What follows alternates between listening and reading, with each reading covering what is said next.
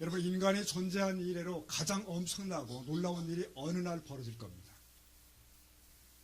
어느 한 아침에 갑자기 사람들이 사라지게 될 거예요. 누구는 실종이라고 말하겠죠. 출근하고 학교에 가고 커피를 마시는 일상이 다 혼돈 속에 들어가게 될 겁니다. 그리고 남은 시간 동안 지상에는 공포와 대환란이 전개될 수 있습니다. 이게 이제 마지막 때의 시나리오입니다. 그 광경을 사도 바울은 이렇게 묘사한 바가 있습니다. 데살로니가서 4장 16절 보면은 주께서 호령과 천사장의 소리와 하나님의 나팔 소리로 친히 하늘로부터 강림하시리니 그리스도 안에서 죽은 자들이 먼저 일어나고 그 후에 우리 살아남은 자들도 그들과 함께 어떻게 해요? 구름 속으로 끌어올려 공중에 줄 영접게 된다. 이 장면입니다. 이 놀라운 일이 발생하게 되는데 일단 이 성도들이 구름 속으로 끌어올려져 라고 되는데 여기서 끌어올려라는 단어를 추적해 보니까 낚아채다 라는 원어에서 나온 거예요. 낚아채다. 이걸 우리 한국교회에서는 휴거라고 이렇게 번역들 많이 하고 있죠. 휴거란 단어 자체는 성경에는 없습니다. 그러나 이 부분에서 이 휴거란 말이 나왔다고 봐요. 구름 속으로 끌어올려지는. 주님께서 이 땅에 어떤 사람들을 끌어올리시는데 이것은 우리들의 선택이 아니라는 거죠. 하나님의 선택에 의해서 어떤 사람들이 그렇게 됩니다. 즉 찰나적으로 데려감과 버려둠이 실제 상황으로 벌어지게 되는 것이죠. 이 사실 예수님은 이렇게 말씀하신 바가 있습니다. 마태복음 24장 40절 보면은 그때에, 여기도 그때죠? 그때입니다. 그때에 두 사람이 밭에 있을 때 한 사람은 데려가고 한 사람은 버려둠을 당할 것이다. 두 여자가 맷돌질하고 있음에 한 사람은 데려가고 한 사람은 버려질 것이다. 네, 40절 읽어볼까요? 시작. 그러므로 깨어있으라. 어느 날에 너희 주가 임할는지 알지 못한다. 여러분, 이 말씀이 어디에 나와요? 24장에 나옵니다. 마태복음 24장. 우리는 25장을 펴고 있습니다. 그러니까 24장 이 말씀하신 뒤에 바로 오늘 이 얘기가 이어지는 겁니다. 그러니까 한 일터에서 어떤 사람은 데려가고 누군 남게 되고 한 집에서 어떤 사람은 데려가고 누군 버려지고 그런다는 거예요. 그렇다면 우리는 어떻게 할고? 우리는 어떻게 할 것인가? 이 질문에 대한 답변이 본문입니다. 이해되시죠? 오늘 본문은 이렇게 나온 것입니다. 이른바 열 처녀의 비유라고 알고 있는 이 비유 말씀이에요. 이 첫 마디가 이거죠. 25장 1절. 그때에, 동일하게 그때입니다. 그때에 천국은 마치 무엇과 같아요? 등을 들고 신랑을 맞으러 나간 열 처녀와 같다 하리니 여기서 천국은 마치 여차에 창하다 이런 표현은 예수님이 많은 비유 가운데 반복된 표현입니다. 천국은 이러이러하다. 천국은 여러분 이렇게 임할 것입니다. 신랑을 맞으러 나간 열 처녀의 상황처럼 우리에게 임한다는 것이에요. 이 이야기에서 예수님은 자신을 신랑으로 비유하고 있습니다. 맞습니다. 역사의 끄트머리에서 주님은 거대한 혼인잔치가 열릴 것을 거듭 예고하고 있고 자신은 그때 신랑이고 신부는 누굴까요? 교회입니다. 더 정확히 말하면 성도들입니다. 더 정확히 얘기하면 우리입니다. 네. 그렇다면 여기에 나오는 열 처녀는 누굴까? 물론 신자들입니다. 다 괜찮은 신자들입니다.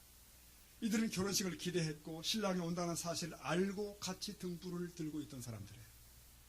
그럼에도 그들 중 5명은 미련한 자로 끝납니다. 그리고 5명만 지혜로운 자가 되고요. 그들만 마지막 혼인잔치에 들어갈 자격을 있게 됩니다. 여러분, 그래요. 여기서 말하는 10명은 옛부터 열은 완전수입니다. 그러니까 10명은 지상에 존재하는 모든 신자, 모든 교인들을 의미하는 단어예요. 여기 있는 우리도 그 10 중에 포함이 될까요? 안 될까요? 당연히 됩니다. 그러므로 우리 신앙생활이라는 것이 그저 난 신자야, 난 교인이야 이런 것으로 끝날 수 없다는 것이죠. 우리는 반드시 그 지혜로운 5에 속하는 그 축복이, 그 은총이 있기를 축원합니다. 만약 그렇지 못하다면 오늘 아침 이렇게 부지런히 올라와서 내 5층까지 걸어 올라오셔서 여기 앉고 이게 무슨 의미가 있냐는 거예요. 무슨 고생의 의미가 있겠냐는 것입니다. 모든 종교적 행동들은 허망하게 끝나는 것입니다.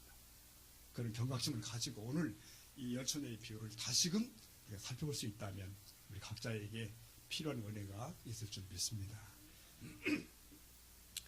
자, 우선 유대인들이 그 결혼 풍습을 좀 이해하셔야 됩니다. 3단계예요. 1. 혼인 약속.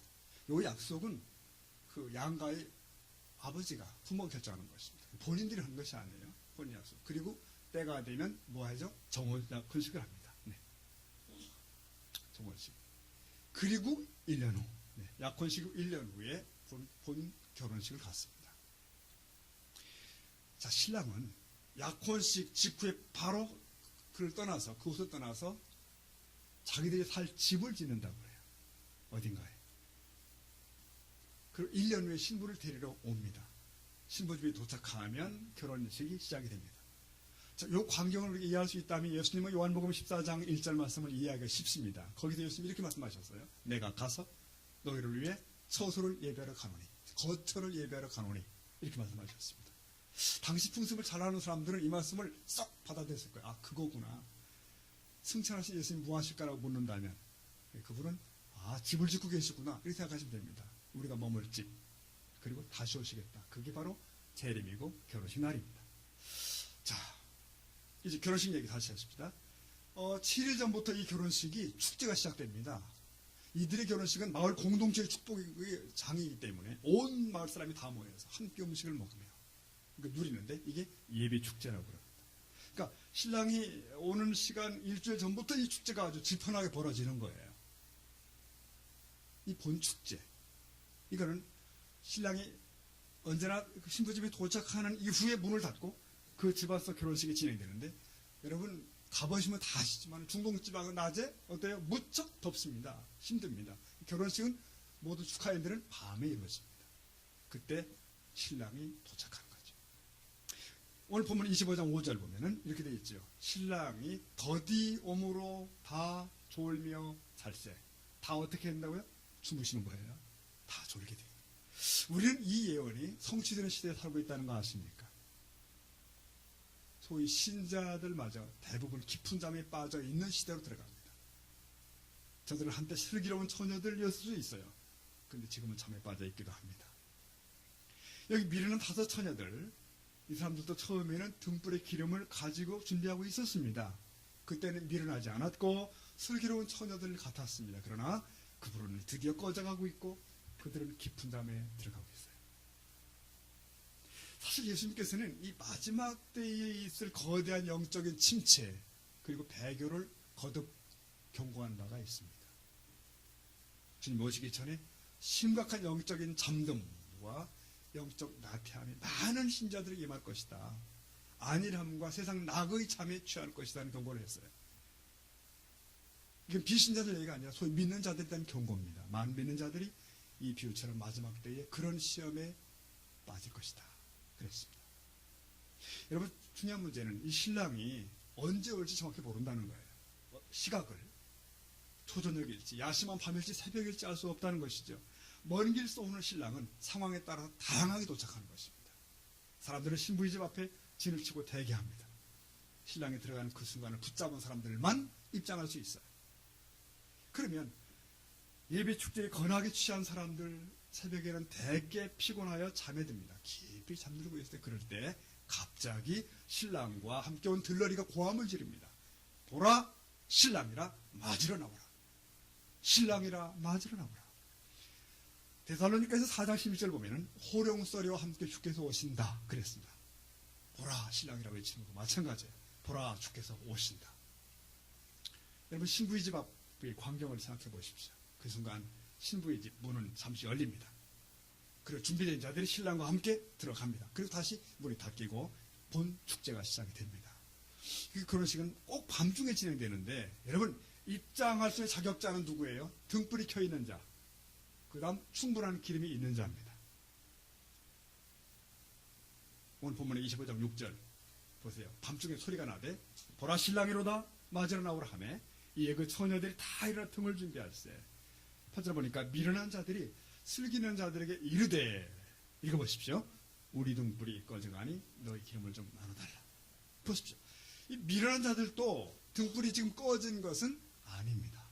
아직은 켜 있습니다. 그러나 앞으로 2시간 이상의 시기 진행될 때 켜질 수 있을 것인가? 그들에게는 준비된 기름이 없는 것입니다. 여러분, 신랑이 도착했다가 맞으러 나오라 할 때 막 큰 소동이 일어나는 거 연상할 수 있으시죠? 막 다들 왁자지껄 움직이기 시작하고 등을 준비하는데 타고 있던 등불 심지에 까맣게 탄 등을 잘라내고 심지를 다시 도둑이, 그 다음 예비된 기름을 등잔에 채워넣기 이런 거 합니다. 이것이 준비된 처녀들에게는 자연스러운 일이에요. 그렇게 하는 겁니다. 그러나 보십시오.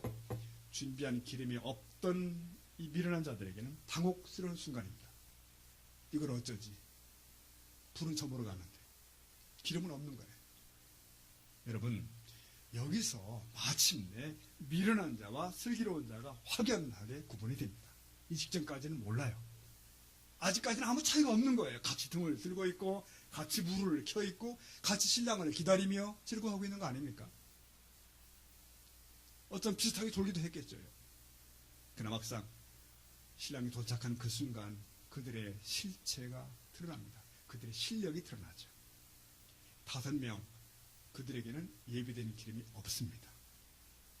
저들은 당황해서 옆 동료를 붙들고 부탁한 거예요. 우리 등불이 꺼져가니까 기름을 좀 다 빌려달라. 나눠달라. 여러분, 그건 불가능합니다. 보여줄 수가 없습니다. 기름은 자기가 자기 것만 쓸 수 있습니다. 공유될 수 없습니다. 여러분, 이런 말 들어본 적 있으시죠?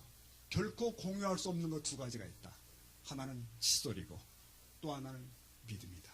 그렇습니다. 공감해 가셔요, 여러분? 네, 아무리 급하다고 남의 칫솔 쓰시지 않잖아요, 여러분. 그죠? 그럴 수 없지요.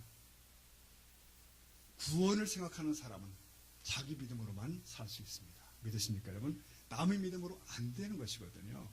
물론 가족 안에 믿음의 견실한 이가 있는 분은 대단한 행복입니다. 그것은 신실한 부모가 있는 것도 큰 유익이에요. 신실한 믿음의 배우자가 있는 것은 정말 큰 힘입니다. 네. 그러나 결과적으로 볼 때 내 믿음이 없으면 나는 망하는 것입니다. 이 믿음은 바로 나를 구원하는 그 믿음이에요. 그 믿음. 오늘 본문의 비유를 해석하면서 많은 사람들이 기름이 뭘까에 대한 해석을 많이 합니다. 뭐 성령이다, 특별한 어떤 무엇이다. 근데 보편적으로 가장 바른 해석은 그렇게 생각합니다. 온전한 믿음을 기름이라고 한다. 이 기름이란 여러분 등불을 밝히는 근원적 요소잖아요. 등을 성도들의 외형적인 신앙생활이라고 할 수 있다면 기름은 그 신앙생활의 안에 있는 원초적 힘이 되는 에너지입니다. 믿음입니다. 그 믿음은 하나님과 영적으로 교제하는 내면적 모습이기도 하고 성령에 의지하는 온전한 상태를 의미하는 것이에요. 그러니까 여러분 드러난 교회 출석, 봉사, 선교 등등의 외면적인 신앙생활만이 아니라 성령에 사로잡힌 바 되고 역동적인 힘에 의해 나타나는 신실한 신앙 그 자체. 기름은 참 믿음을 의미합니다. 그러니까 기름이 없다는 게 뭐예요? 이것은 어리석은 자들의 내면의 상태입니다. 영적 생명력이 고갈되어 있는 거예요. 이것은 은혜의 결여이고 새 힘을 주시는 성령과의 단교, 끊어짐을 의미합니다.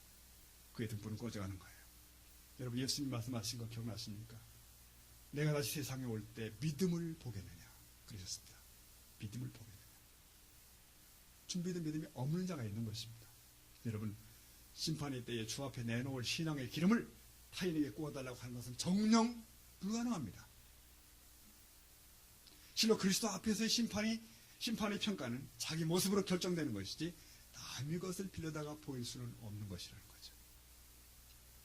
이들 미련한 처녀들은 죽게 된 열정이 사실 없는 자들입니다. 이들은 명목상 크리스찬으로 족한 이름뿐인 그리스도인들이 분명해요. 그들은 예수님과 함께 시간을 보내지 않았고 주님을 찾지 않았습니다. 그들은 자신들이 얼마나 취약한 상태에 있는지를 파악하지 못한 것이죠. 그들은 주께 다시 오실 때 그분을 만날 준비가 사실은 안 돼 있는 사람들이에요. 그들은 예수 그리스도를 향한 전적인 헌신 같은 걸 생각해 본 적이 없습니다. 그저 내가 하고 싶은 대로 할 거니까 그리스도인이라고만 불러주세요 라고 생각했을지 모르겠죠.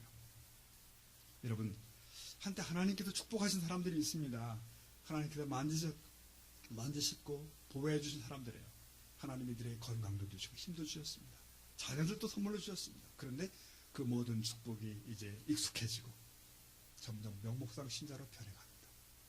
그래서 그들은 밤에 자기 전에 하나님께 감사 기도조차 드리지 않습니다. 성경을 스스로 펴서 묵상하며 예수님이 어떤 분인지 찾으려 했던 시간이 다 추억이 되고 말았어요. 말씀을 들으며 감동했기 때문에 메모하고 눈물 흘리던 것이 옛날 얘기가 되었습니다. 다 기름이 고갈된 것이에요. 기름이 없는 것입니다. 슬프게도 5 처녀는 자신들의 기름의 결핍을 너무 늦게 깨달았어요. 단지 틈을 들고 있다는 것으로 만족했던 거예요. 이처럼 자기 영혼과 생명 문제를 때가 이르러서야 비로소 돌아보는 것은 어리석은 자들의 공통점이라 말할 수 있습니다. 결국 이 미련한 처녀들은 신랑을 맞을 바로 그 시간에 그 자리를 비우게 됩니다. 왜? 기름을 찾으러 가야 되는 거예요. 어디 기름 없을까? 그 사이에 문은 닫힌 것입니다. 문은 닫힌지라. 이미 굳게 닫혀버린 문은 다시 열리지 않습니다. 더 이상의 기회는 없는 것이죠. 여러분 이 말씀 보시면 떠오르는 장면이 없습니까? 창세기 있다면 노아의 방주 사건 기억 안 나시나요? 노아가 방주를 짓는 동안 사람들은 비웃지요. 먹고 마시고 시집가고 다 그런 것만 합니다. 기다림의 시간은 다 지나버리고 노아의 가족과 그 동물들이 다 승선합니다. 승선 완료. 그 다음에 나오는 문구가 이겁니다. 여호와께서 문을 닫으시니라. 누가 방주의 문을 닫은지 아십니까? 노아가 닫은 게 아니에요. 여호와께서 하나님의 친히 닫으십니다. 네. 자비의 시간은 끝난 것이죠. 기다림의 시간도 끝난 것입니다.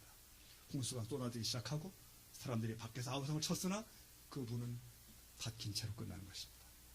여러분, 오늘은 우리가 구원의 문을 내 마음대로 드나들 수 있을지 몰라요. 그러나 어느 날 그 문은 닫히겠죠.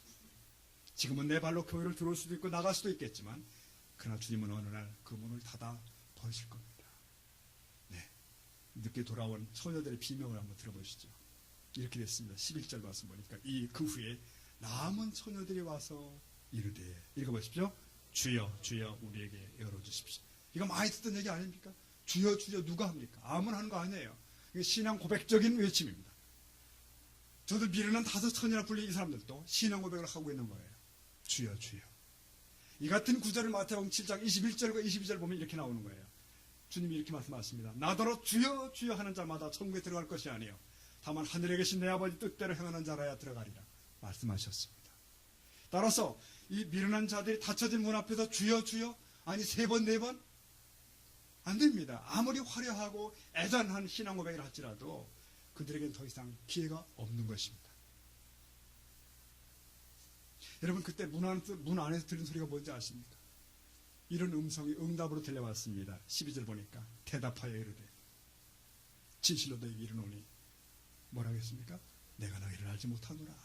굉장히 냉정한 얘기예요. 차가운 얘기입니다. 내가 너희를 알지 못한다.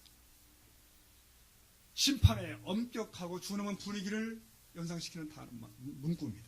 여기서 알지 못하노라 이 부분을 추적해 들어가니까 이런 뜻이에요. 너희와 나는 긴밀한 관계를 가진 적이 없다는 거예요. 친밀한 관계 속에 있지 않았다는 것입니다. 네. 그저 입술에 찬양은 있을지 모르고 자리만 차지한 예배도 가능할 수 있고 체면치레의 봉사도 할 수 있고 그러나 너는 진정 나를 섬긴 적이 없다는 거예요.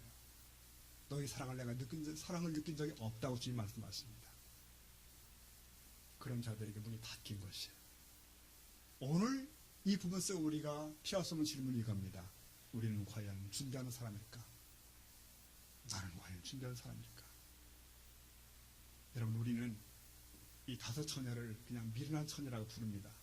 그러나 어쩌면 우리 중에 누가 그 다섯을 함부로 부를 수 있을까요? 미련하다고. 그들은 신랑을 열심히 나름 준비하고 기다린 자들이 속한 사람들이에요. 네, 남들보다는 눈에 띄는 수준의 신자일 거라고 저는 생각합니다. 왜? 일단 그 큰 잔치에 예비축제에 모여있는 마을 사람들이 다 사실 신자거든요. 오늘 말은 다 교인이거든요. 그들은 축제의 목적을 알고 있고 7일 전 예배축제에 참여하고 있고 내내 신랑 얘기합니다. 떡을 먹으며 포도주를 마시며 나도 이번에 잔치에 들어갈 거야. 다 얘기합니다. 신자가 누구죠? 예수님의 재림을 알고 기다리는 사람들이에요. 불신자는 그런 거 안 하지 않습니까? 그러니까 여러분 이 지구촌이라는 마을에는 개신교인이 10억이에요. 한국이라는 마을에는 기독교인이 800만 정도예요. 이 예배축제를 즐기는 사람들 재림에 대해 알고 있고 말하고 있고 자기도 결혼식에 참여할 수 있겠다는 즐거움에 가지고 있고 천국 때문에 우유로도 받고 때로는 천국으로 소망도 가져요. 그런데 놀랍게도 많은 사람들이 이 예배축제에만 멈춥니다. 그리고 실제로는 아무런 준비도 하지 않아요. 그들은 주님의 다시 오심에 대해서 언급을 하지 않습니다. 교인들도 그렇고 목사도 그렇고 언급하지 않아요. 사실입니다. 오늘 우리 성도들이 모인 자리에서 주님이 다시 오실 거야. 농담이라도 그런 말 들어본 적이 있으니까 거의 드뭅니다. 사실 우리 언어 중에 주님의 재림이라는 말은 시종된 지 오래입니다. 기억 속에 남아 있는 거예요. 그것은 우리가 준비하지 않는 자라는 반증일 수 있습니다. 그저 오늘 여기서 건강, 여기서 잠수하는 것, 물질이나 점점 넉넉히 누려봤으면 이 정도까지 가는 거죠. 그리고 거기에 하나님도 필요하면 동원하는 거고요. 우리가 잡지를 지적거릴 시간이 있고 스마트폰에 빠져갈 지날 시간이 있지만은 그분의 말씀을 단 몇 분이라도 볼 시간이 없는 겁니다. 왜? 바빠서. 긴 시간 전화통에 매달려 잡담을 해도 단 5분을 주 앞에 무릎을 꿇지 못하는 거예요. 그게 너무나 즐거우니까. 이것이 바로 재림을 알지만 재림 그 분위기 속에 있지만 준비하지 않는 이들의 모습이에요. 단지 머릿속에 개념적으로 정리가 되어 있습니다. 예수님은 재림한대. 그리고 천국이 시작된대. 아마 나는 거기 들어갈 거야. 이 정도예요. 근데 그 지식이 나를 긴장시키지 못하고 그 지식이 나를 더 진실한 신앙인으로 바꿔가지 못하는 거예요. 여전히 그대로입니다. 그렇다면 우리는 주의 재림을 준비하는 사람이 아닐 수 있습니다. 신랑마저 준비를 안 하고 있는 자일 수 있습니다. 이 교훈이 필요 없다면 굳이 이 본문이 왜 있을까요? 여러분, 우리 함께 긴장할 필요가 있습니다. 실상 신랑과 함께 그 혼인 본잔치에 들어간 자는 그렇게 많지 않다는 것입니다. 그들 관습 속에도 그렇고 실제도 그렇고요. 여러분, 수많은 예비잔치에 왔던 동네 사람들이 다 잠들었고 대부분 잠들었고, 그리고 더 열심으로 준비하고 등을 들고 있던 10명 중에 5명도 밖에 남습니다. 이게 정확한 현실이에요. 성도 여러분, 그 문이 그래서 얼마나 좁은 문인지 주님은 좁은 문이라고 그러신 거 아시죠, 여러분? 마가복음 10장에 이렇게 말씀하셨어요. 제자들이 그 말씀에 놀라는지라 예수께서 다시 대답하여 이르시되, 얘들아, 하나님의 나라에 들어가기가 얼마나 어려운지. 낙타가 발길로 나가는 것이 부자가 하나님 나라에 들어간 것보다 더 쉬우니라. 하여튼 어려운 말씀하셨어요. 천국에 들어가기 얼마나 어려운지 그러셨어요. 누가 구원이 쉽다고 말하는가? 오늘 다시 말씀드리거니와 여기 열처녀는 나름 적극성도 있고 준비하고 기다리는 사람에 속합니다. 네. 동일 사람들 중에 그 사람들 중에서도 소수에 속하는 10명이란 말입니다. 여러분, 10명은 공통점이 있는 거 아시죠? 다 일단 등을 가지고 있고 거의 불을 붙잡고 있는 사람들입니다. 등불을 가지고 있다는 사실은 적어도 드러나 보이는 성도의 외형적인 신앙생활이 완벽하다는 얘기예요. 주의성도 하고 11조 딱딱하고 맡은 직분 꼼꼼히 해내고 교인으로서 신앙 의무 생활에 흠이 없을지도 몰라요. 그러나 그 내면의 영적 생명력인 참 믿음이 고갈된 상태일 수 있습니다. 자꾸 의무만 늘어나고 사람이 의식되고 그렇게 흘러가는 시간. 그래서 현실이 이렇습니다. 어쩌면 우리 주위에서 이 10명을 보기도 쉽진 않을 것이다. 그들은 구체적으로 준비하며 사는 자들일 수 있거든요. 하지만 결국 그들 중에서도 5명은 아니라네요. 여러분, 등에는 반드시 기름이 있어야 됩니다. 예비된 기름이. 그 기름은 어쩌면 외형적으로 보이지 않을 수도 있는 것이죠. 바로 그것이 바로 그 불을 유지하는 생명력이에요. 주님과의 긴밀한 교제, 영적인 비밀, 주님의 사귐. 성도는 우리가 준비하는 자들인데 준비하려면 최선을 다하여 준비해야 될 줄로 믿습니다.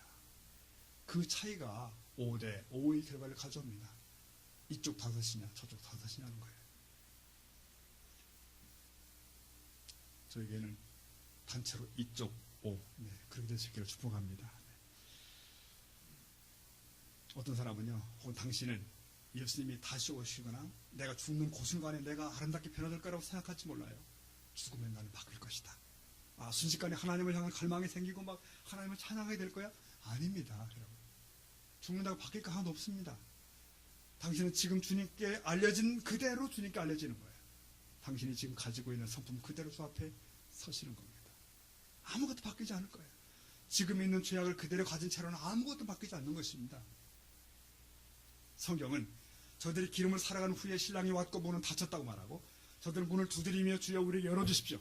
주님은 난 너희를 모른다 이렇게 되어 있는데 너는 나를 알려고 한 적도 없고 난 너희를 모른다. 문을 닫혔다. 이게 오늘 얘기 아닙니까? 근데 많은 사람들이 이렇게 말해요. 또 문이 닫혀? 그러면 지옥에 간다고 말하는 건 아니겠지. 여러분, 성경은 문이 닫힌지라고 분명히 얘기합니다. 예수님께서 당신 얼굴 앞에서 문을 닫으신다면 그것이 무엇을 의미하는지는 생각하셔야 됩니다. 그분은 공의로우시고 때로 두려우시고 그리고 거룩하신 분입니다. 오늘 비유의 총 결론을 주님은 친히 맺으셨습니다. 25장 13절인데요. 다시 읽어보죠. 시작. 그런즉 깨어있으라. 너희는 그날과 그 때를 알지 못하느니라. 네. 왜 깨어있으라 말씀하십니까? 그날과 그 시를 알지 못하기 때문이래요. 아시는 분 계십니까? 모릅니다. 주님의 제 이름은 지체되고 있어요. 어쩌면 당신을 기다리는 시간일 수 있습니다. 그래서 지체되는 거예요. 종말이 때를 기다리는 사람들 영적인 긴장이 사실 필요합니다. 이게 불을 밝히고 기름을 준비한 모습이에요. 우리 개인적으로 스스로 이렇게 참 고백하며 반복하면서 이렇게 다짐하면 쓰면 좋을 것 같아요. 어리석은 처녀들, 나는 그를 범주는 아니야. 난 미련한 처녀는 아니야. 내 심령 속에는 주님을 향한 사랑이 있지. 나는 성경을 읽어. 나는 신실하길 원해. 나는 하나님을 갈망해. 나는 주님을 향한 열정이 그래도 남아있어. 최소한 이런 고백. 이게 우리 고백일 수 있기를 축복합니다. 내가 과연 온전한 믿음을 갖고 있는가 늘 돌아볼 필요가 있어요. 주일 아침 교회 나올 때도 마찬가지입니다. 사람들한테 만나야지가 아니잖아요. 우리는. 내가 어떤 모습으로 주 앞에 설까를 늘 돌이켜보는 마음이 필요해요. 깨어있어라. 이 말은 주께서 자주 사용하신 말이에요. 여러분, 내가 어떤 자리에 있든지 주님은 거기 나와 함께 계셔라는 임재의식 같은 거. 내가 어느 환경에 처한다 할지라도 주님은 내 중심에 계시지 하는 다짐 같은 거. 그리고 내 주님, 내 사랑, 내 하나님. 신음처럼 새어나올 수 있는 이런 고백들이 필요해요. 여러분, 이제 깨어서 우리 자신의 등불을 살펴보십시다. 내 내면의 믿음을 살펴보는 거예요. 그때를 모른다 말씀하셨는데 그때는 주님이 온 지구촌에 등장할 때일 수도 있고 어쩌면 내 개인적으로 먼저 가서 만나는 때일 수도 있습니다. 이것은 개인적인 역사적인 종말은 마찬가지예요. 그래서 우리는 보라 신랑이로다 하는 음성을 듣게 되는 것인데 그때 밝은 등불을 들고 주님을 우리 함께 맞이할 수 있는 오늘의 우리가 될 수 있길 바랍니다. 서로서로 격려하고 믿음을 붙들어서 함께 천국의 혼인잔치 참여해야 되는 것입니다.